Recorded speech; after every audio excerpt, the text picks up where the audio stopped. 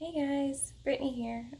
I started studying the Bible in April of 2017, and when I started, I knew nothing about it, and it was very overwhelming and so very stressful. So I wanted to start teaching people the very basics about the Bible.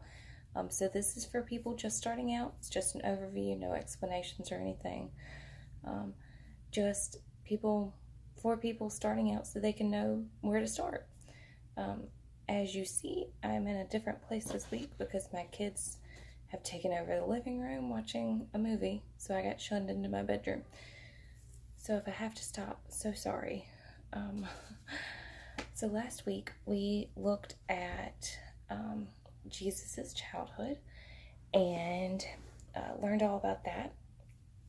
So this week, let's get into the main part of the Gospels, which was Jesus starting his ministry and going around teaching.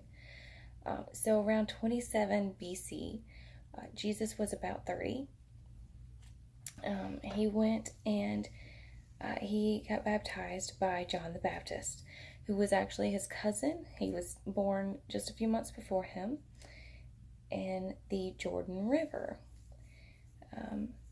And Mark actually starts off with this. That'd be a good place for you to read about that and such. Jesus is then tested by Satan in the wilderness for 40 days. And during those 40 days, Jesus does not eat or drink anything either. Jesus is tested. Satan wants Jesus to come to his side, basically. But of course, it's Jesus. It's no use, right? And he keeps on for 40 days. And then after that, the devil left, and then Jesus started to go around and preach. But before he did that, he needed his apostles, which were men that followed him and learned his life and helped him, followed him places, helped him preach. And the 12 apostles were his followers that followed right with him. So when you hear the word disciples, it's kind of the same thing, but the 12 apostles were actually right there. Disciples are the followers of Jesus, more broad term.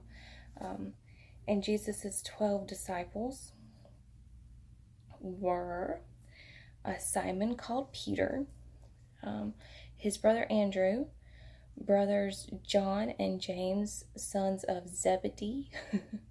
I don't know if I'm saying that right, but it's fun to say. Philip, Bartholomew, Thomas, Matthew, James, son of Alphaeus, Thaddeus, Simon the Zealot, and of course, Judas Iscariot. So most of these men were fishermen when Jesus would go to them and be like, follow me. And I love this line. I don't know why, but it's funny to me. Jesus would tell them, instead of being fishermen, come with me and be fishers of men. And so it kind of gives you that imagery of them pulling men in to be, to worship Jesus. And we know that Matthew was a tax collector. As I've said before, those were considered the lowest of the lows. Jesus loved being around the lowest of the low people. He was here to help the needy, not the righteous. He was here to help the sinners. Let's see. So after that, Jesus goes around towns, healing the sick, performing miracles, even raising the dead, like Lazarus. Lazarus. It's a big story that you probably know about. He had been dead for 4 days, and Jesus went and raised him from the dead. And you can find that in John. Let's see what I have. Chapter 1, verse 38. And so people watch these miracles. People listen to him talk. They listened to all of his parables, which were stories that he told. And a lot of the Gospels are made up of these parables. There's parables. A lot of them are about how just a little bit of faith in Him can do so much. How a little bit of faith in God can move mountains. There's parables of how to be a Christian, how to teach people how to bring them on the right Christian path, not lead them astray, how not to judge others. Let's see. How that we should go out and share the word, the power of love and how much God loves us, and just a lot of good parables. They're in all the Gospels. Let's see if I can find some good ones real quick.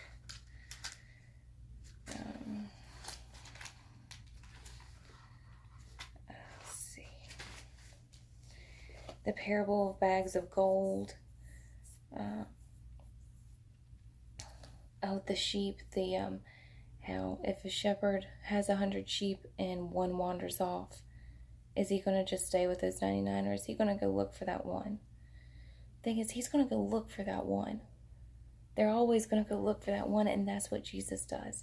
He's not going to let the one go away just because he's got 99 others. That one still matters. Let's see. Let me find a few more.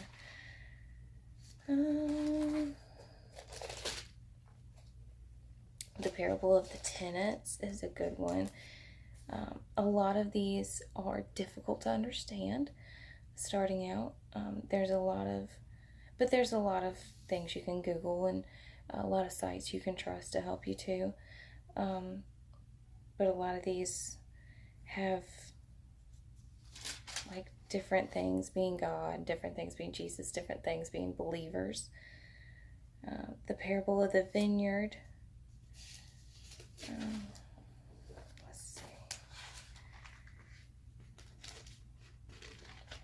Trying to flip through my Bible here. The parable of the mustard seed and yeast. And the mustard seed is the little bit of faith the size of a mustard seed, how it can move mountains. And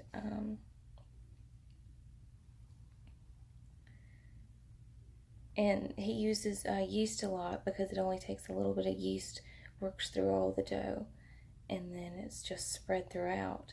He uses it in good ways and in bad ways in some of his parables. Because he says the kingdom of heaven can be like yeast.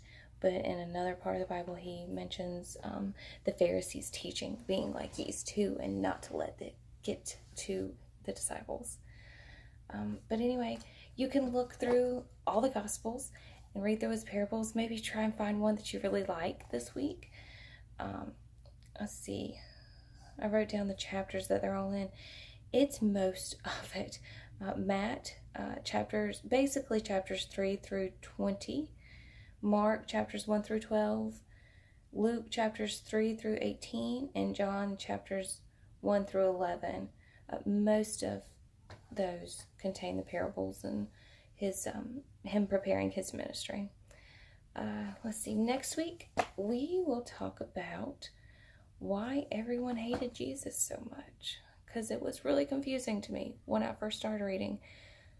I couldn't comprehend why everyone was always so angry with his teachings and why people tried to kill him. I think I was pretty naive when I started reading, and it was always very difficult for me to understand that part.